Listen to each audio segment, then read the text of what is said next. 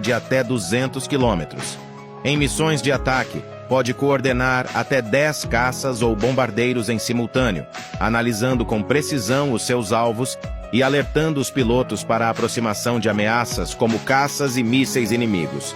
Até o momento não se sabe exatamente como o A-50 foi derrubado, com suspeitas à volta de um míssil de maior alcance, não informado publicamente, da bateria Patriot.